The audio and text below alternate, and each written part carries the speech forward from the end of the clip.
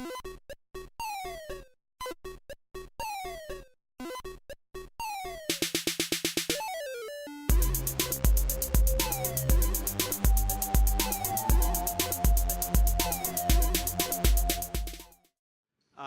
everyone. Yeah, this is the title of my talk. My slides are online. I'm sensitive to people with poor eyesight because I have poor eyesight. So if you want to grab them, if the Wi-Fi will let you grab them, go for it. You'll see that this particular slide is not in the online version, which is, I'm playing games with time. So forgive me. OK, cool. So let's start out with a little outline. I'm going to tell you a little bit about me, why I'm interested in this topic, and why I'm qualified to be discussing it with you today. And as part of this talk, I've essentially I've devised two goals for us. So I have two major topics that I want to talk about, and I've sort of framed them as goals, so I'll introduce them. Before we pursue the goals, I'll share a few of my influences with you that really were helpful in constructing the material for this talk. And then we'll pursue the goals, and then I'll say goodbye. So who am I? This is my 6th consecutive GoRuCo. I'm a New York City-based Ruby developer. I missed one GoRuCo, forgive me. I've applied to speak, I think, for the last 3 or 4. I'm actually quite happy that I haven't been accepted up until now, because I'm pretty sure I'd be pretty embarrassed about any other talk that I would have given. Because that's just how it goes, right? I'm a professional, quote-unquote, programmer. I'm a former computer science teacher. I studied with some cool people at Parsons in an MFA design and technology program where I first got a love for programming. I'm the development manager, but also the official salad thought leader at Paperless Post. If you want any details about that, hit me up later. I'd be happy to share them with you. And finally, I'm obsessed. So just in general, not with, right? OK. Just want to get that out there. So you're going to be like, damn, this dude's obsessed. Yeah, I know. I'm telling you up front. So don't look at me weird or too weird, OK? So yeah, I'm obsessed. That's how I learn. And so on that note, I'm going to introduce the goals that I have for us, because I want you to feel some of that energy of my obsession. So the first goal is I want you to get excited about garbage collection. And hopefully, in getting you excited about it, I'll teach you a few things about it. Or at least give you a new way, hopefully, to think about it or look at it. And then after that, after you're super stoked, which is definitely going to happen, I'm going to ask you to think about the connection between programming languages and garbage collection. Okay? I think that there's some interesting connections between them. Obviously, they're intertwined, but different ways to look at them and design specifically. OK. So on to those influences. The first one, I love Twitter. Spent a lot of time on it. One of my friends on Twitter is Brian Ford, who is one of the core team members of the Rubinius project, which is a Ruby implementation that I'll be talking a little bit about. And in November of 2012, he posted this tweet. And I was like, what's that? That sounds cool, because I'm obsessed, right? And I'm like, I love handbooks. If there's a handbook, sign me up. The Garbage Collection Handbook by Jones et al. Is the shit. I was like, OK, cool. I know that I suffer because of garbage collection because I'm a Ruby developer. So I should probably know some stuff about that. So I bought the book. I started reading it. And in the first couple pages, there's this quote. The undecidability of liveness is a corollary of the halting problem. So liveness is a property of a system that garbage collection is very intertwined with. And I read that quote, the undecidability of liveness is a corollary of the halting problem. And I was like, holy shit, that's really heavy, right? Because it's not, garbage collection's hard, right? You hear that garbage collected languages don't perform as well as non-garbage collected languages. OK, right, sure, but in other words, the undecidability of liveness is a corollary of the halting problems. That is why garbage collection is so hard, right? So if you want to know what the halting problem is, ask someone smarter than me. But this is a cool fact, OK? So I just really like this quote. I thought this is really what got me obsessed. So the second influence is a paper called Teaching Garbage Collection Without Implementing Compilers or Interpreters. There's so much et al. In this talk, forgive me. It means, and others, but no one writes their papers alone, mostly because the students write the paper and the teacher gets credit. But anyway, so this paper is about an implementation in the Racket programming language, which Racket is a Lisp dialect. This is one of their logos. It's kind of a cool skull thing or something. And I really like this paper because I used to be a teacher, like I said. I was trying to understand garbage collection, so I wanted to know how some computer science professors taught garbage collection. So I read this paper. And it's amazing because it shows you that you can distill the heart of the algorithm into a very small amount of code. And I'm not going to go into that much detail about this paper, but it was heavily influential for me in designing this talk, and I urge everyone to go check it out. I wrote a blog post about it that I think is pretty good and could help you maybe understand what's cool about it. Finally, another paper, another et al., is a unified theory of garbage collection by Bacon et al. So this paper, that's a sort of a bombastic title, right?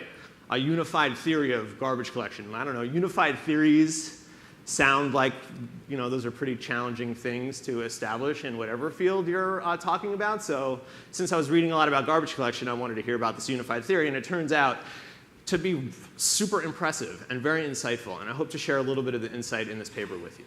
Okay, so goal number 1, get excited about garbage collection, okay? This is John McCarthy. He's controlling robots with his computer. There's some cool robot arms in the background. Okay, so I don't really have to try to convince you that this is a cool photograph, I hope.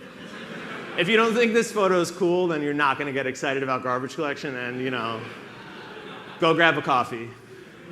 So what is it? Okay, garbage collection is this is the definition of garbage collection before we've gone into any of the details about it. Okay, garbage collection is a form of automatic memory management which gives a program the appearance of infinite memory by reclaiming allocated objects which are no longer in use. Okay? Raise your hands if that's a reasonable, comprehensible definition of garbage collection to you. Does that make sense to you? Okay. That's why I love New York City, sort of a room full of smarty pantses. Okay? So great. I'm not going to go into this because all of you understand it. But what I am going to do is I'm going to give you some of the formal terminology that's necessary to talk about garbage collection with people like me who have read the handbook, okay? I did read it. I didn't just buy it on Amazon like I usually do. I actually read it. You can look at my copy of it. It's beat up and it's highlighted because I'm old. Okay, so here's the terminology we're going to discuss. Garbage collection, we talked about that a little, okay? I'm going to tell you about something called a heap, something called a mutator, awesome name, something called a collector, something called roots, and something called barriers. Okay, so here we go. The first thing is the heap. The heap is a data structure in which objects may be allocated or deallocated in any order. That's a little bit abstract, okay? So what I want to show you is a photo of a heap, that was stupid, an image of a heap. I went out into the wild and I saw a heap in its natural habitat and I photographed it. I hid behind a bush to make sure I didn't scare it away before I got a photo. No, so here's a heap. This is a graphical representation of a heap. It's in a grid. It's Lispy. This is Lisp code stuff. This is actually from that Racket paper that I was telling you about.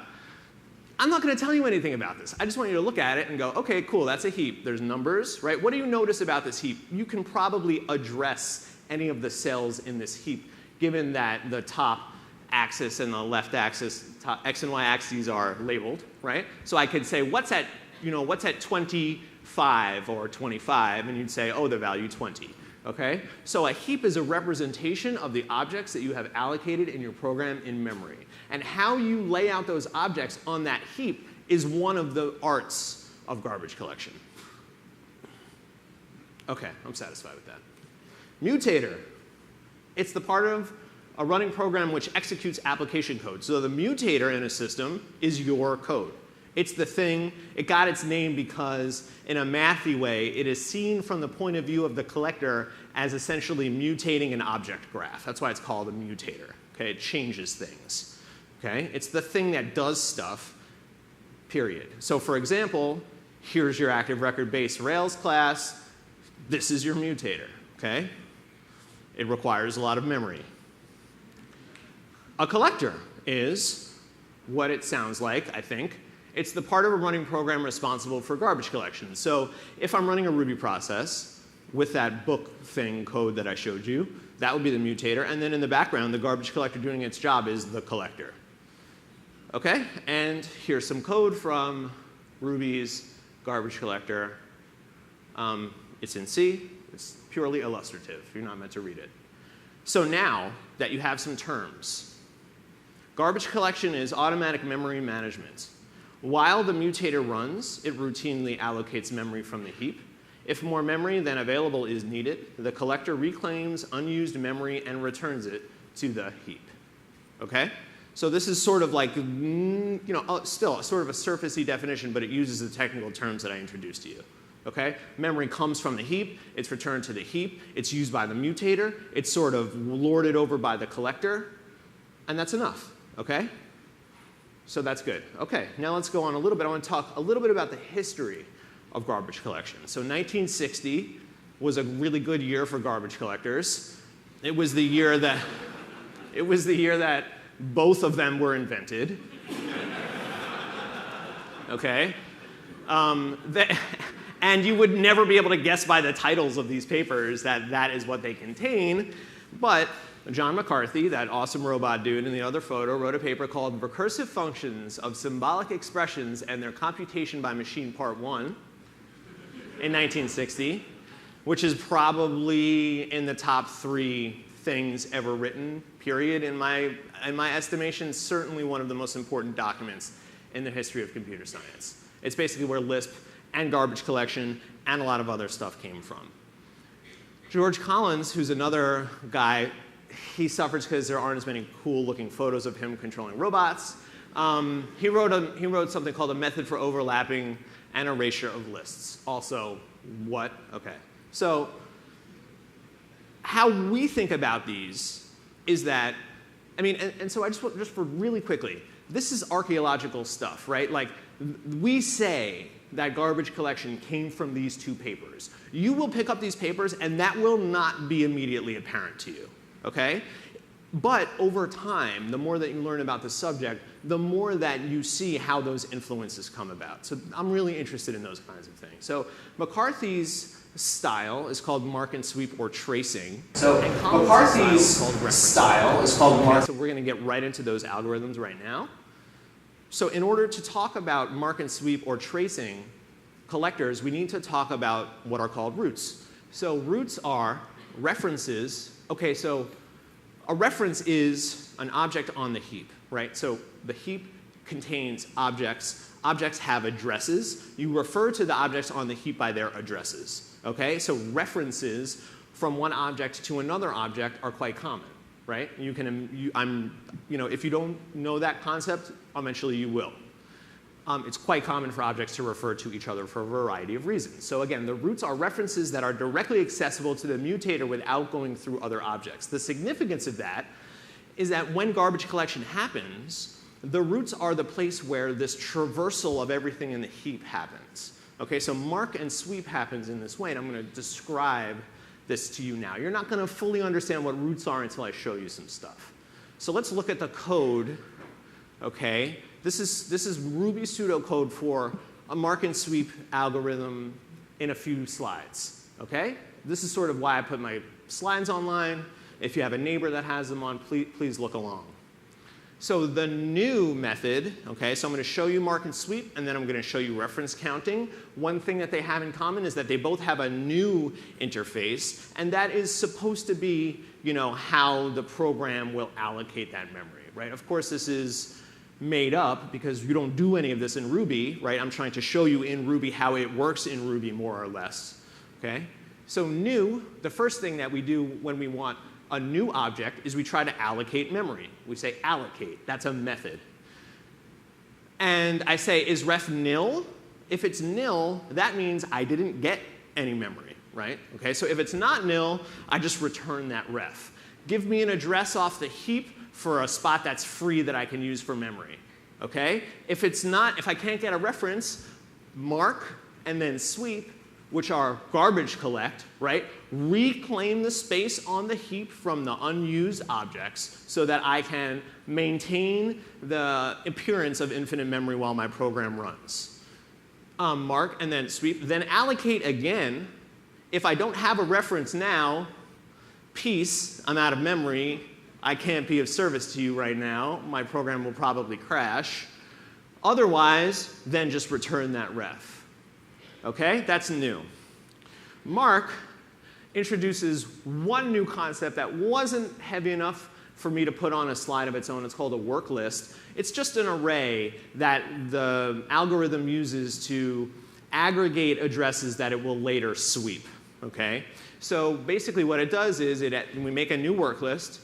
We scan over the roots. So the roots are the starting point of that program. In a Ruby application, if you looked at the heap, roots might include things like the object class, right? So there's a semantic connection between how a program gets executed and how that plays out in its garbage collection, right? So since you understand that everything in Ruby is an object, think about it as every object in Ruby holds a reference to the object class root, and think of how you could traverse that heap from that root and find all of the live objects. That's the concept. So we start from the roots, we iterate over them, we grab the address, store it in a ref. We say if that ref exists, right, if I can reference that, if it's there, and it's marked, okay, then I think this is actually supposed to say set unmark, okay, so you unmark it. You add it to a work list. Oh no, yeah, okay. You add it to a work list, and then you pass it to another function called recursive mark, which will then do the same thing over and over again for all the children of that node. So since it's a tree-like structure, there's a natural recursion thing built into it, which is actually really deeply tied into why this was invented in the context of Lisp, because recursion is an essential concept that is central to executing Lisp applications. Okay? So that's basically it. You can study this later if you want to know it deeply, but the basic concept is start from the roots. Are you marked? If you're marked, that's weird because I'm doing the marking phase right now. Unmark you, add you to the work list, mark all your children, and then move on. Okay? Then after we mark, we sweep. Okay? So this is how mark and sweep works. We traverse the entire heap. We mark the objects that are reachable by setting a bit in their header. And then we sweep through the entire heap again. For those objects which are marked, we consider them live. And for those objects which are not marked, we consider them dead, and we free them. So we have an object cursor, right? So we start at the beginning of the heap. While that cursor is less than the address of the end of the heap, if that cursor is marked, then you unmark it because we're sweeping now. And you want it to be marked again during the next phase. Okay? It doesn't memoize or anything between phases. If you think about it, you'll understand why. Otherwise, it frees the object, and then it moves on. Okay? So that's mark and sweep. I'll give you an opportunity to ask any questions at the end. Hopefully, you'll answer some questions, too. That'll be cool. Okay, so a barrier. Okay? We talked about mark and sweep. I know that's heavy. I'm moving pretty quickly, but I'm OK with that. What is a barrier? A barrier is a concept that is necessary to explain reference counting. Okay? So in this unified theory paper that I'm going to talk about in a minute, they pointed this out to me, and I think that it's a really cool concept that barriers are essentially part and parcel of reference counting garbage collected algorithms. And I'll try to explain what that means. OK, so a barrier is code that runs as a result of accessing or mutating an object on the heap. Okay? So if you've followed along with any of the recent advancements in Ruby's garbage collector, like in 2.1, you'll see that there's supposed to be this restricted generational garbage collector. Built into the concept of generational garbage collectors is this idea of a barrier, right? A barrier is basically what's happening is when the mutator goes to make changes on the heap, before it makes the changes, it has to do things, okay? Tell this guy that I did that. Tell this guy that I did that. If I'm trying to read, and there's a read barrier in place, it would be the same sort of thing. Before you read this address, do this. Before you read this address, do this. And that is a key abstraction for making some pretty complicated garbage collection algorithms possible. So reference counting is a little bit simpler in certain ways than mark and sweep, but since most applications that we use don't really use it directly, it's a little bit counterintuitive. So I'll show it to you. I hope that it illuminates it for you a little bit. I'm going to show it to you in code. So again, we have a new method. That method will basically do the same kind of thing that the other one we does, pardon me, except that you'll see that this doesn't do that check twice thing, okay? Right? So in mark and sweep, we saw allocate. If it doesn't allocate, try to allocate, do the garbage collection, try to allocate again. If not, I'm out of memory. Here you'll notice it says, if I can't allocate, I'm out of memory. Okay? So what that should tell you is that in pure reference counted incremental garbage collection, this freeing happens all of the time. Right? So there's a precondition on this new that there will be space. This is making an assumption that there will be space on that heap. That's very different, yet very similar to how mark and sweep works. Okay? So if it's not there, raise an error. If it is there, set its reference count to 0. Okay? Then, this is a write barrier. Okay? So if my mutator is going along, it makes an object.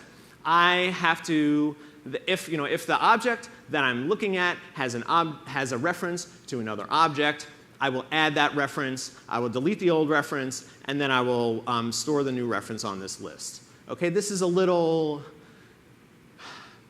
thoroughly describing the write barrier right now. I don't think will be super instructive, but the concept is very important. As a reference counting garbage collector goes, it is inherently incremental. It must essentially, in its most naive implementation anyway, make sure that memory is available at the point of allocation. Okay? And the add reference and delete reference methods are pretty simple. We just increment the reference count for add reference, and for delete reference, we decrement it, and then we check if it's 0. If it's 0, then that means that we are ready to collect this garbage. Okay? So we grab all of the pointers that that reference holds, and we delete them as well, so that nothing that this object is referring to will be called upon, because that would be an error because this doesn't exist anymore. Okay? So a few pros and cons. A pro of reference counting is that it's incremental. As it works, it frees memory. So this makes incremental and reference counted garbage collection suitable for real-time garbage collection, whereas mark and sweep isn't. A con of reference counting is that it cannot easily collect cycles, or objects on the heap which reference themselves. Okay? And if you think about that algorithm that I just showed you, that makes sense, right? Because if I have a reference to myself, how does that work? It's actually quite challenging. There are ways to get around that, and we're going to talk about that in a second. So that's what cycles means. And cycles are another very important concept of garbage collection that would have been hard for me to define before I think I had covered this much information. So a pro of mark and sweep is that it can collect cycles. Cyclic garbage is not a problem for mark and sweep collectors. But a con of them is that they can exhibit long pauses, and they exhibit poor locality. So they just don't perform that well. Locality refers to how much memory is it scanning over in a given period, because you want to increase locality in order to take advantage of caching that happens in between your CPU and memory. And so mark and sweep has very poor locality because of how it has to sweep that entire heap multiple times in order to do its job. Whereas reference counting stays very local. And that's really key, actually, another key element to its suitability for real-time garbage collection. So now that I've introduced you to tracing and reference counting, I want to talk a little bit about this unified theory of garbage collection. So what Bacon and his posse did was they said, the more that we build and optimize garbage collectors, the more we notice that highly optimized mark and sweep collectors and highly optimized reference counted collectors begin to exhibit very similar qualities. So that is, the naive implementation of reference counting and mark and sweep are markedly different, right? But if you subtly tweak each algorithm, you'll see that they're actually quite similar.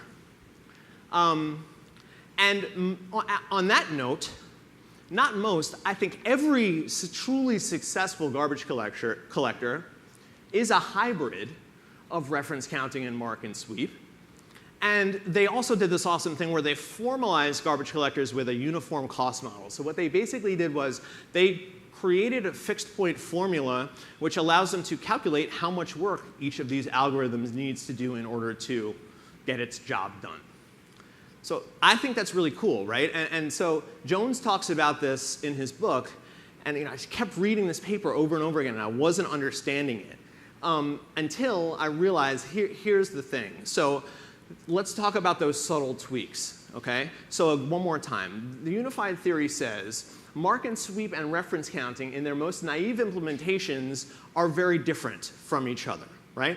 One traces from live roots, one is incremental, one stop the world, right? They have those different qualities. But if you make subtle tweaks, okay? And now, here's the thing. These subtle tweaks, they didn't make these up. These subtle tweaks are often the first optimizations that are made to naive implementations of mark and sweep and tracing garbage collectors, right? So the first one is for reference counting.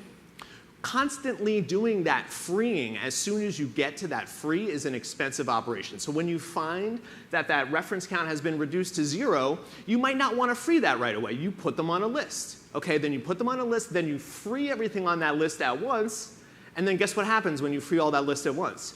You're reducing your locality, you're increasing the pause times, and you're exhibiting qualities of of tracing garbage collectors. Okay? I'm like, wow, that's really cool, right? So then the subtle tweak to mark and sweep is that instead of maintaining a mark bit on an object, right, don't just mark it, increment it. Let's keep a true reference count, right? There's a concept called a sticky bit. It's a sort of a similar thing, right? It's either 0, n, or whatever. So you could increment it forever and it's 1, and then if you could decrement it only once, and then it's always 0 when you decrement it, okay? So you can think about it that way, or you can just say, let's keep a reference count, okay? So then if you're keeping a reference count in the mark phase, right, in order to do that properly, you need to start exhibiting certain characteristics of how reference counting works. And this will, this will make it possible for that duality that they set up to exist. Okay, so when you subtly tweak mark and sweep and you subtly tweak reference counting, suddenly they're not so different from each other, right? Because then you have this true reference count, you're iterating over those reference counts, and you have an easier way to free that data. So that's what's really interesting about it. And they bring up that a generational garbage collector, for example, is inherently both mark and sweep and reference counting, because since write barriers, which are essential for implementing generational garbage collectors, are an essential component of reference counted garbage collectors, and then young generations in mark and sweep algorithms are normally handled by mark and sweep, the JVM, for example, is a live, living, breathing hybrid garbage collector, and that most real-world garbage collectors are actually both. So what's the point of that?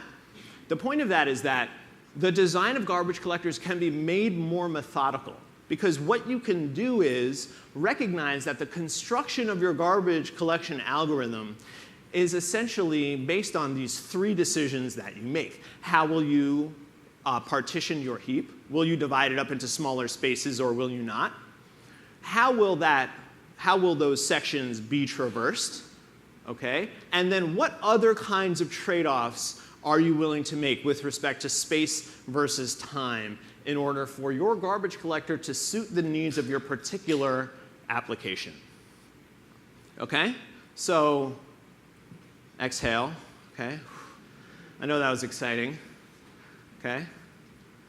Relax. We have 15 minutes left. or 10, okay? So now we're going to move on to our next goal. There's McCarthy again, presumably kicking this robot's ass in chess. Look at that face. What is he even looking at? I don't even know. So McCarthy was also a chess mastermind, and a lot of why he wanted to write software was so that he could beat robots in chess, or make a robot that could beat him in chess, which I think he lived to see, yeah. Yeah, I think he was actually quite good at chess too. But anyway, okay, so let's talk about programming languages and garbage collection. So programming languages, okay, how are they developed? How are they designed? And how do they interact with system memory? And what aspects of their design are pertinent to the discussion of garbage collection, right? So I just bombarded you with all this information about how the actual algorithms work. Now I want you to think about how the design decisions that were made impact the way that you use the Ruby implementation or the programming language N of your choice that you use on a day-to-day basis, okay? So the fact that Bacon and his crew said, you know, design of garbage collectors can be made more methodical, yes, what they're saying is, unlike what they have been like up until this point, which is completely ad hoc for the most part, okay? So think about those 3 design decisions of your garbage collector when you're designing your programming language, and understand that you can tweak the garbage collector to suit your programming language, or, like Ruby developers do every day, you will end up tweaking the code that you write to suit the fact that the garbage collector doesn't necessarily do what you think it will do or need it to do. And so let's talk about Ruby, okay? It's a dynamic programming language. I love it. We all love it, I think. There's multiple implementations of it, okay? I truly love Ruby as a programming language. It taught me a lot. I don't get to write that much of it these days, but I still think about it and read about it and keep up on it, and I want to know about its internals.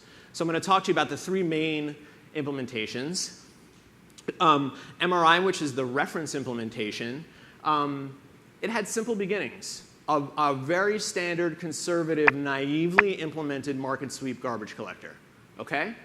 Now, however many years later, 20 years later, okay, the discussion on the table is restricted generational garbage collection, which is a truly hybridized GC, okay?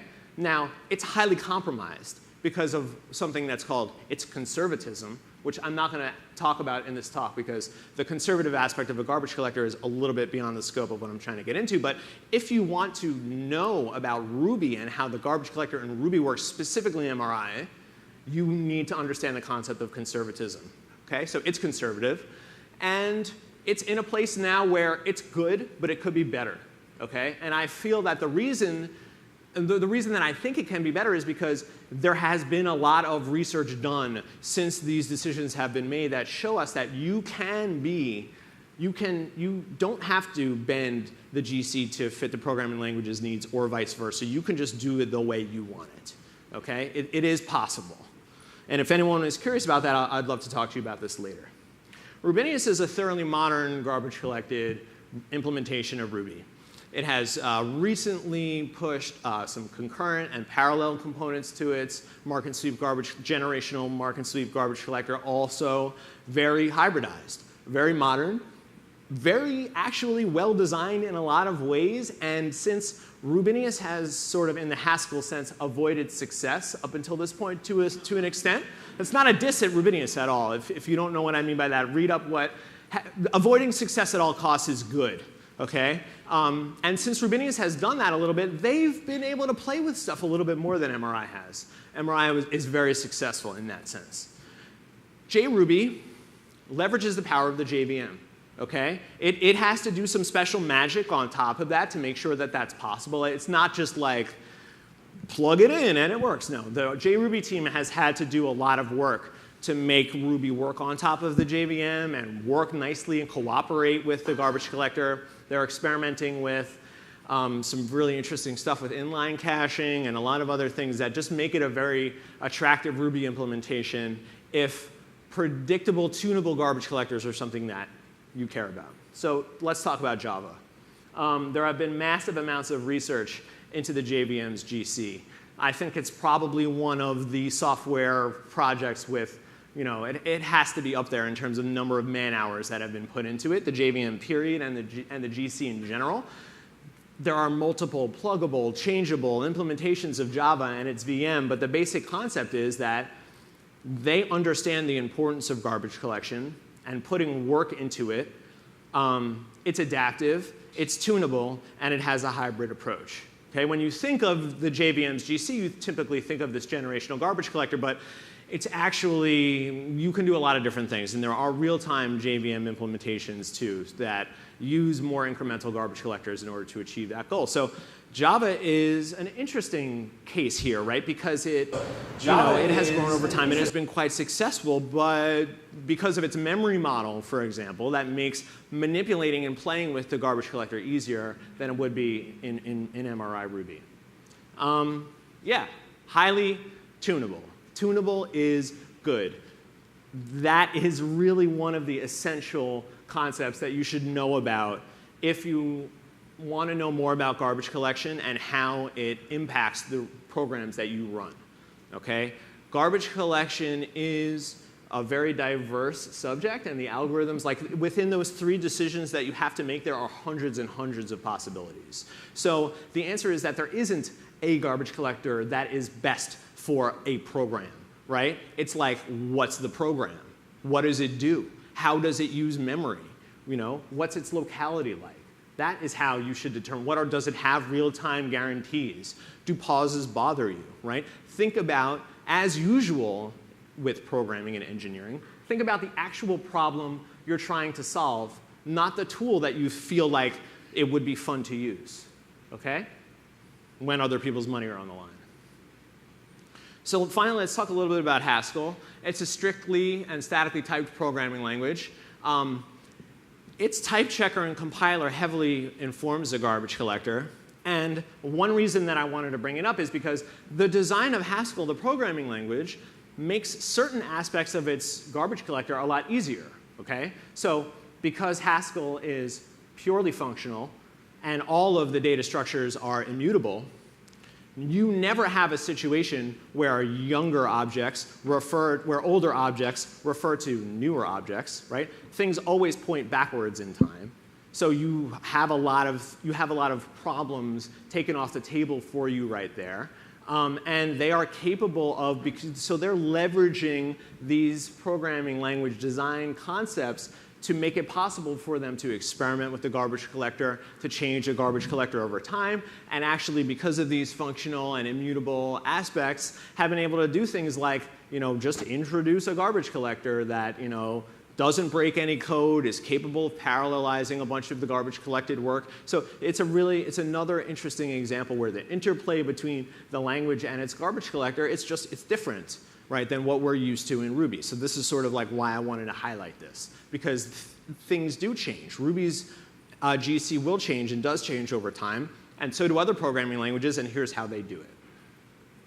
So programming languages, so like I said, most great programming languages have worked on their GCs over time, and the design of the language heavily influences what's possible in garbage collection, and vice versa. Okay? So if you're stuck with that GC and you're not going to change that GC, then you're limited in how you can change your programming language, and vice versa.